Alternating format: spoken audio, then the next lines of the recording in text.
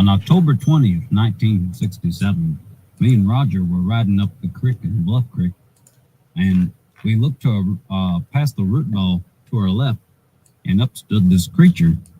Now, you all know the story from here, but this is the confession. So, when I chased this creature up the bowling alley just after the sandbar there, she kind of put her two hands on this log and started to bend over and shake her rear end there profusely. And on October 20th, 1967, me and Roger were riding up the creek in Bluff Creek, and we looked to past the root ball to our left, and up stood this creature. Now, you all know the story from here, but this is the confession. So, when I chased this creature up the bowling alley just after the sandbar there, she kind of put her two hands on this log and started to bend over and shake her rear end there profusely. And I saw those Bigfoot cheeks clap. And I looked back, and Roger, he was doing some relaxed dance. And he said, "Now everybody in the club getting tipsy." I'm not sure what that meant. And, well, all I thought was, they really are real. They really do exist. So that's the confession. And Russell Accord can suck my... Yeah, well, a lot of folks did call him too good.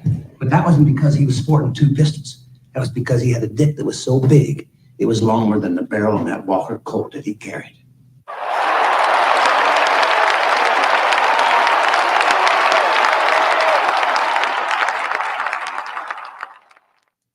I'm here to do one thing, is to bring one of these creatures back. I don't want to talk right now. So don't get mad. Just keep the camera off right now, okay? I said I don't want to talk. You got it? Joan, give me a Snapple.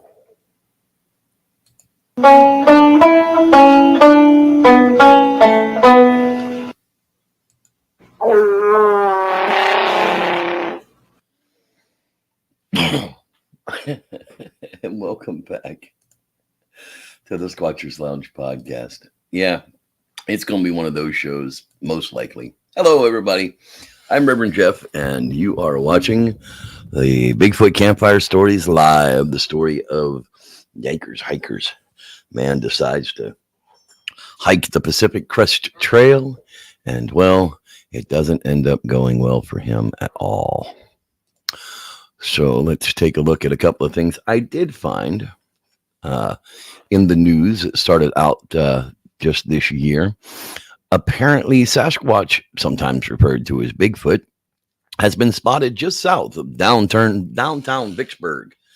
The creature doesn't not seem to be causing any harm. In fact, the oversized gorilla-like creature seems to be hanging out with a couple of teenagers in the woods. Odin Henderson and Bo Bradley, both students of the Academy of Innovation, have spent almost every weekend for the last 2 years building a treehouse, and in the process decided to have a little extra fun. Odin and his dad Jeff cut out 2 full-size Sasquatch creatures from plywood, and then Odin and Bo painted the cutouts and attached them to the trees on New Year's night. Well, it's just like that. When cars drive by, they kind of always slow down, and you can see their heads turn and look to see what's happening. Obviously, seeing 2 Sasquatches slinking through the woods has caused a few double takes, and passerbys think it's the real deal. Perched nearly 12 feet off the ground, the outdoor abode has been quite the undertaking. I'm sure the city will condemn it and then tell the kids they're not allowed to be in it anymore. Pennsylvania in Bigfoot. All the info and what took place. Now, I found this one quite interesting because it's kind of related to my childhood places that I used to run around in. Is Bigfoot out there somewhere roaming around? Well, the folks at the Bigfoot Field Researchers Organization seem convinced the legendary creature exists.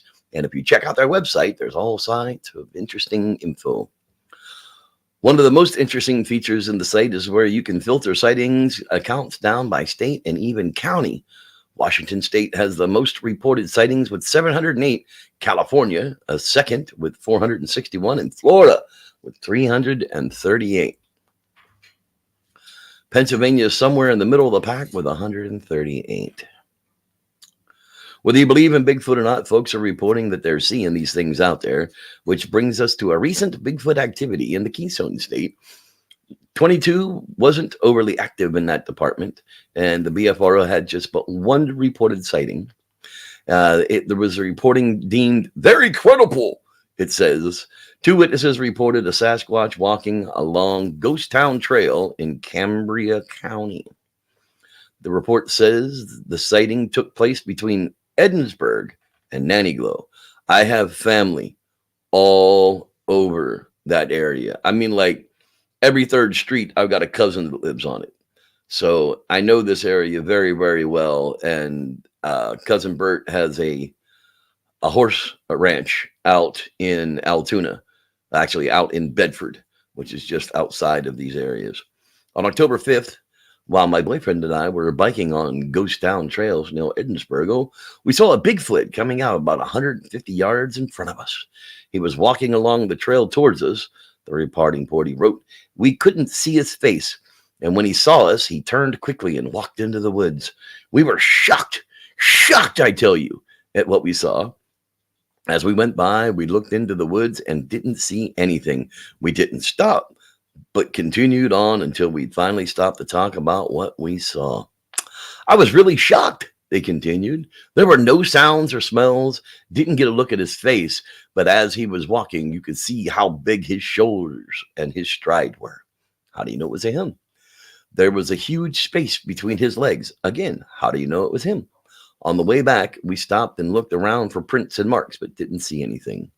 The leaves were really heavy there and blowing all over." They close with, "Well, we thought it was a once-in-a-lifetime thing and thought it was way too cool. Yes, Bigfoot does exist," so they say. And let's see here. This one was February 4th from Fox 8. Yeah, we get you. We understand. You have to tell us that you're trying to track us with cookies. Eat a dick. A burly figure emerges from the shadows of a forest, only to disappear into cover of trees once again. It's a scene that's been caught from the corner of 1,000 human eyes. However, many in the science community argue that no one is any closer to looking a Bigfoot or a Sasquatch square in the face. A data scientist by the name of Flo Foxon has shown that most Bigfoot sightings in the United States and Canada are probably black bears walking upright on their hind legs. Well, I have news for you, Flo. Why don't you come hang out with me in the Pacific Northwest? Well, why don't we go up here to the Sierra Nevada mountains at about 8,000 feet, and you can talk about black bears walking on their feet while you're sucking for air and trying to figure out why your guts want to puke all over the place. So yeah, no, black bears don't walk on behind legs, and most of us that are out in the woods that see a Bigfoot know what black bears look like. God, doggone it, but he's a data scientist. Oh, you mean a data entry queen? Fine. It's like the foot doctor trying to tell us stuff he has absolutely no idea about. Well, I don't know. I guess, 12 feet in the air, what kind of other animal could have eaten it? I don't know, a fucking raccoon? This isn't the first time that scientists have suggested black bears as the explanation for the Bigfoot phenomenon. Back in 2005, one scientist compared black bear populations with reported Sasquatch sightings in the northwest corner of the United States. However, that scientist concluded that a species of animal other than the black bear is responsible for sightings of this alleged mystical creature. In 2009, another paper from the same region of the country showed a high degree of overlap between black bear populations and Sasquatch sightings. Well, no shit. They would eat and drink and live in the same habitats. These scientists are stupid. In areas with high numbers of black bears or humans, more people report Bigfoot, and this is especially true in the Pacific Northwest.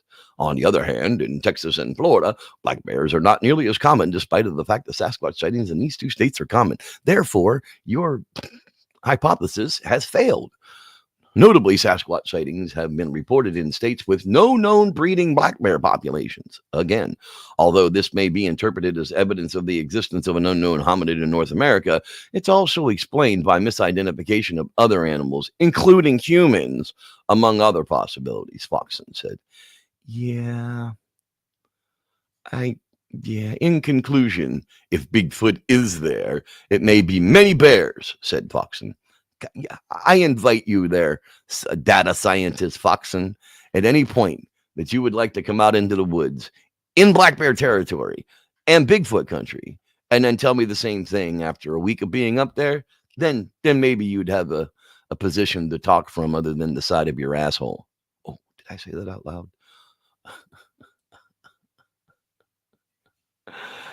Yeah, I'm in one of those surly moods today. That is absolutely for sure. Let's see here. Let's check a quick look here at the check-ins in the chat. Hello, Shane. So glad that you are with us here tonight, my friend. I hope you're feeling a little bit better. And Aaron and Mary Duncan, hello. Glad you are here. Don Rife. Hello, everybody. I could have swore you asked a question. There's a lot of Don in this room, boy. Don came to see me at my stream, at my Twitch stream the other night. Thought that was absolutely fantastic. I hope you enjoyed yourself. Dean Cooper. That's right. Dome Depot. And hello, Mr. Collier's in the house as well. Howdy. I love that picture of you hiding near the masks. That's absolutely fantastic. Miss Rod Dupree, he's always in the MF and place to be. Ken the Viking wants to know, did you get any snow down there in the valley? As a matter of fact, I did. I got about 3.5 minutes of frozen rain. So no, I didn't get a whole lot of actual snow, but it did get cold enough for the rain to freeze. Half hour from us though, they got a foot. So, Grass Valley is only 30 minutes from here, and they got a crap ton of snow. And then today, when we were coming back from Lincoln, the Mendocino Mountains are just topped with all bright snow again. That's why I'm worried about getting into Lassen in June. I don't know that we're going to be able to do it. So we may actually have to reverse those trips and go to the Douglas City area in June and then go in September up to Lassen just to make sure that the damn park's going to be open. I mean, it's insane. Hello, Bella. Glad you have made it into the house tonight. Hope you're feeling better. I saw your message. Prayers and good energy absolutely do work. Bella got great news this week that she's, in remission and free of issues for now. So congratulations to you, Maria. Bella, we are 100% behind you. And I have not forgot about that other thing that you asked me about. Message me on Facebook now that you're home and feeling better, and we will talk about that because I did a lot of studying on it. I don't want to put everybody's business out there, but get a hold of me on Facebook, and I will definitely move forward with that because I can hook you up. Shane Barber, the man, the myth, the legend himself, the guy who watches absolutely more content on YouTube than any other person, any other human possible, is sitting in the house with us as well. So thank you guys for being here. The Dean's going to be back with me tomorrow night for Ask the Guru. Did we say we were going to do that at 5 o'clock, or are we going to do that at 6 o'clock my time? Makes no difference. Oh, it does make a difference to me tomorrow, actually. If we can do that at 6 o'clock, it would be far better. But if not, we'll work around it.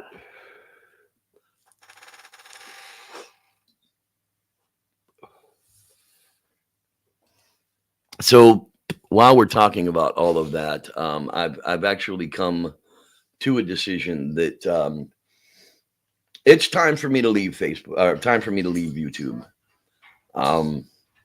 I'm not stopping the show, mind you. We're not going to quit the show. The show's going to go on, but I'm just going to move. Broadcasts via YouTube are going to end as of the last week of April, and I'm going to move them temporarily to Facebook. I'm just going to do them via Facebook Live and it'll be the same kind of a feel. You'll still be able to tune in. The Squatchers Lounge podcast group is not private, which means if you don't have a login for Facebook, you don't need one. You can still absolutely go and watch the show without having a Facebook membership. You wouldn't be able to interact with the chat, but you for sure would be able to go there and actually watch the show without any too much interaction. But YouTube has just they have taken advantage of me for the absolute last time. I'm going to be removing my content from there. It's all coming down. I'm just not going to leave anything behind for them to profit a penny on me anymore.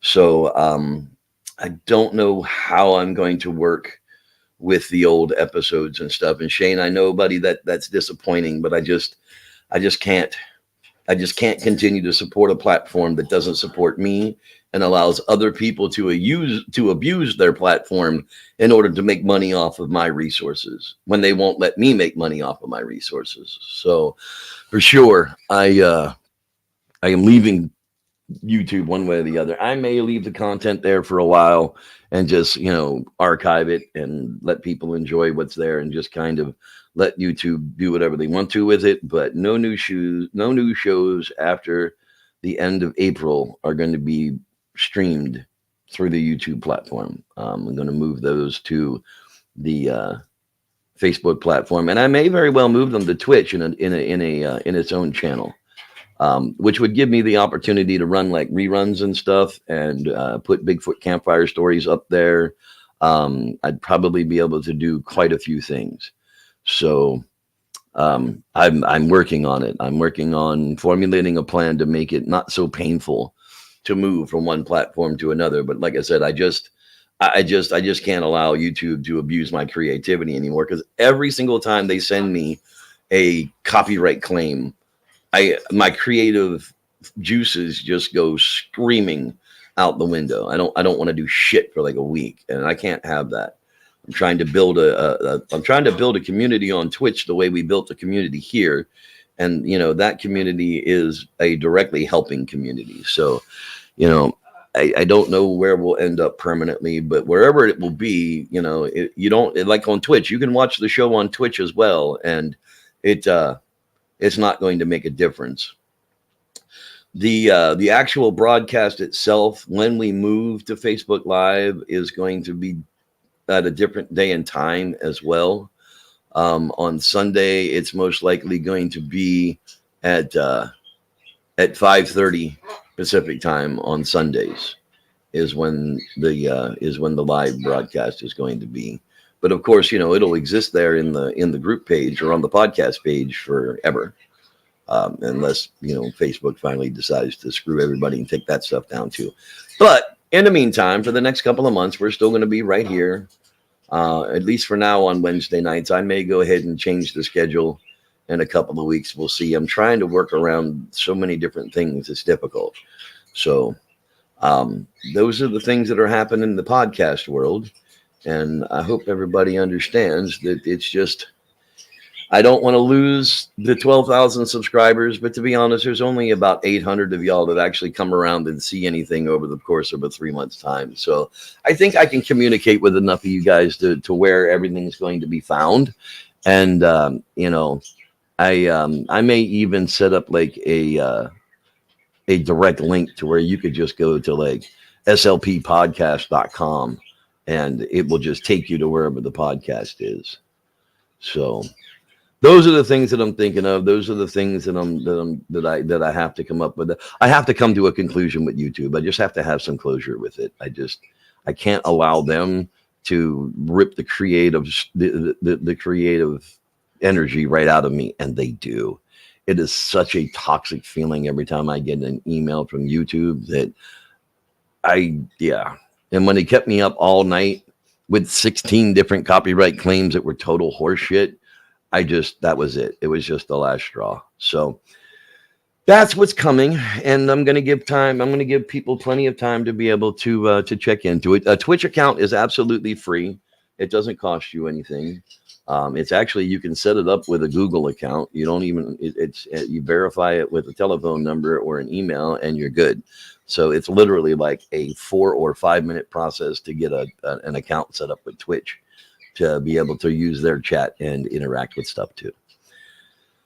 I hate change. I do. I very, very much hate change. But at the same time, I allowed YouTube to screw with my creativity for years, and I'm just done. I'm going to not allow them to dictate my energy and my progression, not for one more fucking second.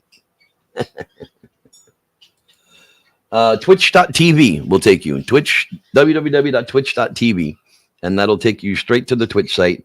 And then on Twitch, I am known as Jeffrey the Seer, all one word. So if you go to twitch.tv/Jeffrey the Seer, that'll go directly to my page. But yeah, if you go to twitch.tv, you can create an account with your Google login. So if you're already logged into your Gmail, it literally won't take but a couple of minutes to get a Twitch account. And I stream there like 6 or 7 nights a week, just depending on what it is. So hello, Grasshopper. Glad you have joined us as well. Kevin K has stepped in. Howdy, howdy, howdy. I talked to my nutritionist / Hindu guru, or not Hindu, but Buddhist guru today. He gave me a good back cracky and cracked my neck, and it feels so much better.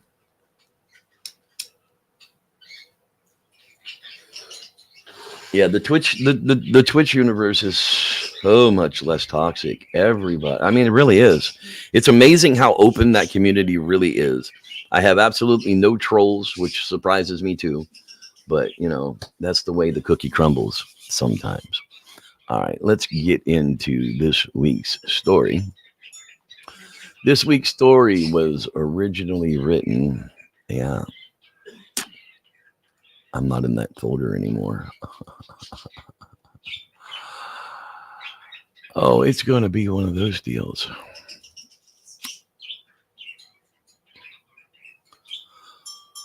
Oh, I can't tell because I moved them here. Oh, yes, I can. There we go.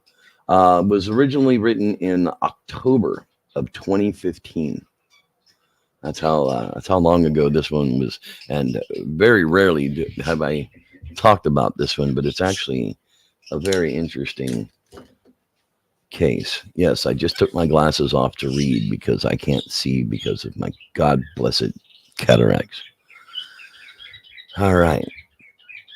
So apparently the title of it was "A Hiker Gets a Clear Photo of Bigfoot on the Pacific Crest Trail." Now, I got a lot of crap for this one on YouTube from the trolls, and you'll see why as the story unfolds. But this is exactly the type of story that we're used to hearing about and investigating. So this one comes from a hiker named Booney, who, while hiking the Pacific Crest Trail in California, had an encounter with a Bigfoot unlike any we've ever heard before. Well, I guess I should start out by saying I'm one of those crazy survival people. At times, I head out here to the PCT and spend weeks just eating and living off the land. I carry my tools in a pack, and when I come out here, but it's something I crave a lot. So I spend many weeks each year along the Sierra areas of the PCT. On this trip, I decided I would walk the area before trekking and get up near the Sierra Buttes. I had a friend drop me off near the trail where I wanted to be picked up, and my adventure was on. Well, I've been hiking on and off for about a day and a night when I decided that it was time to set up camp for a day or two to hunt and rest up. So I got off the trail about a half mile to avoid being in the way of other hikers and set up a primitive shelter and a small fire pit. It was mid-October, and the rains had returned, so there was no fire dangers to worry about.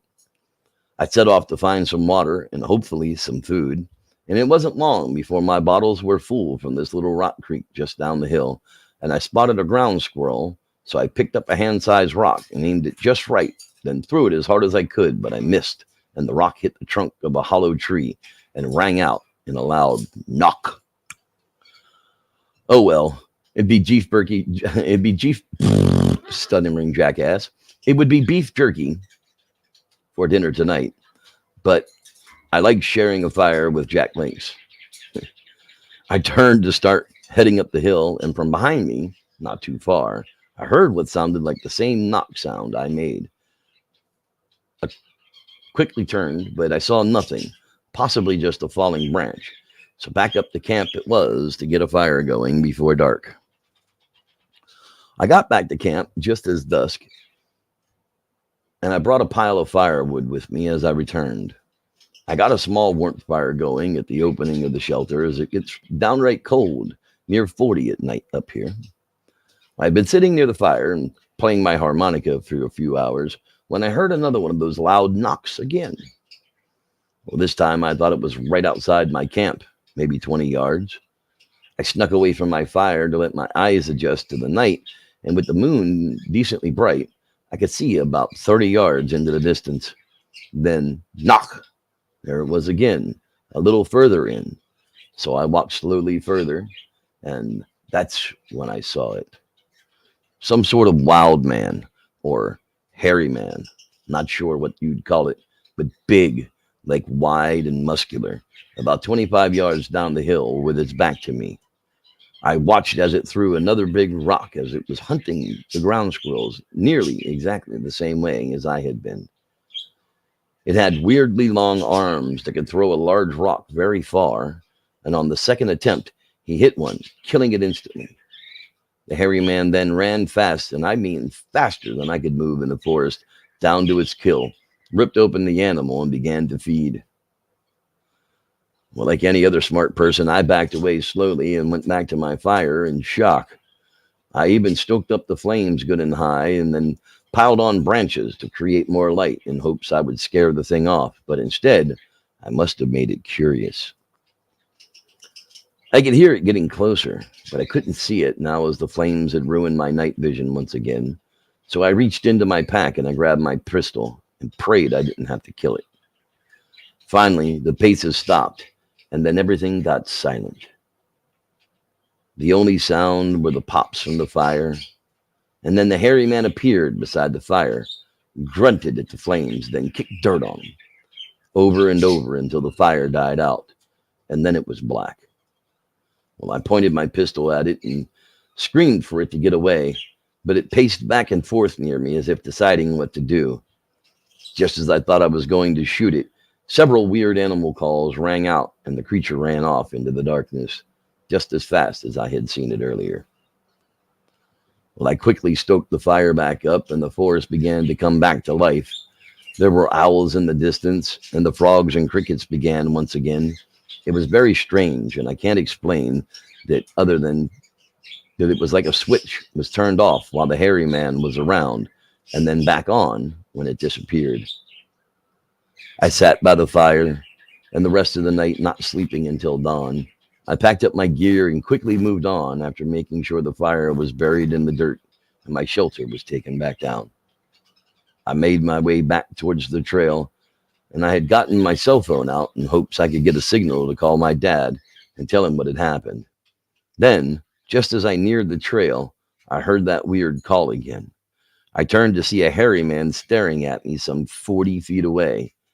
I hit the camera app and I hit the button over and over and over again, and then it whooped and ran off again. That was enough for me. I pretty much jogged my way back to civilization with my pack on my back, knowing I had the best picture of one of these things ever. After I got a signal, I called my dad for a pickup, and he was surprised it was so soon until I told him the story. When we got back to the house, I was so shaken I'd forgotten that I had taken the photos. But when I got out my phone and I showed them to my dad, he just laughed at me and asked as if there was no Bigfoot in the pictures, just an old stump. Did I imagine seeing the creature and taking its picture? Well, that couldn't be the case, could it? Well, everyone had the same conclusion, that the pictures had no Bigfoot in them, but every time I look at it, I can see it clearly in my mind. Terrifying encounters can do strange things to the human mind, At least the hairy man didn't eat him for dinner that night. The hairy man's going to eat you for dinner. Nom, nom, nom, nom, noms. Oh. Shane, you don't worry about getting premium, buddy. Don't you worry about the Bigfoot campfire stories. I just thought about where I can put them. I have a Dropbox, and I can absolutely give people access to my Dropbox to listen to that stuff. It's my content, so don't you worry about paying any money out for that stuff, buddy. I can definitely. There will be a place for Bigfoot campfire stories to live. I don't know about the podcast, but the actual Bigfoot campfire stories, I have them all. I downloaded all of those, so those are. I can for sure make those available to you. I'll make you a link for the Dropbox, and that way you don't have to worry about it. Yeah, no, I know how it is, man, and I don't want YouTube to make a damn penny off of me, especially from any of you. So yeah, I don't, we don't even do subscriptions. We don't do any of that stuff through YouTube because no, I don't want them taking any money, any of my creativity money. So no, don't worry, I got you. I won't let you. I know anybody. It won't. If y'all can at any time just ask for the Dropbox links, and I'll be glad to put them out there. I mean, if you like to read, I'm gonna be working on putting together a Bigfoot campfire story book in PDF form. I'm not looking to get it published and sell it to people. So the original stories of Bigfoot campfire stories, I'm probably gonna put 25 of them together. And put some kind of a PDF book together that will be downloadable as well. So don't worry. There's going to be lots of that content still around. I'm not going anywhere. I do this podcast for the love of the topic and for the love of you fans and for the love of my friends. But I just can't allow myself to be taken advantage of anymore. Because good God in heaven, that's just horrible.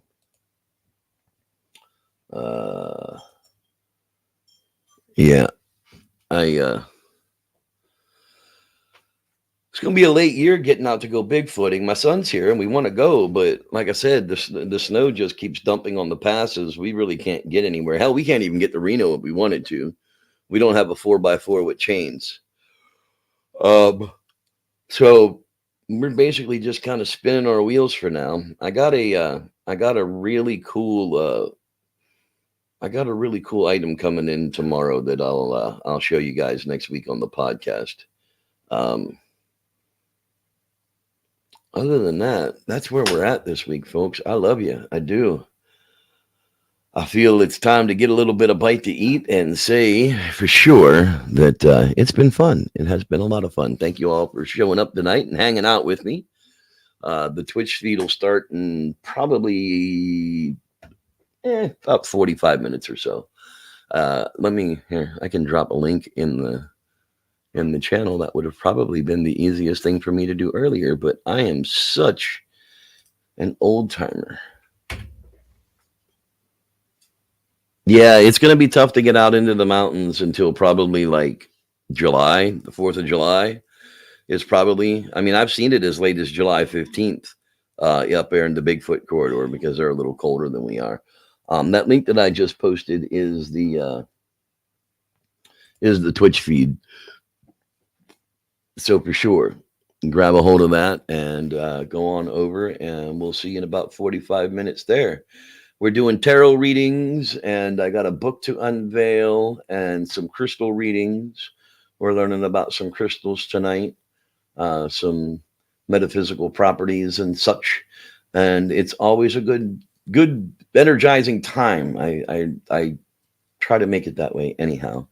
And Mary, you and I need to talk so that we can get you on Ask the Guru. But Dean, tomorrow we're going to be doing that at tomorrow at 6 o'clock. So for now, my big old head's going to get off your screen and tell you I love you. Thanks for being here. And until next time, may the Squatch be with you.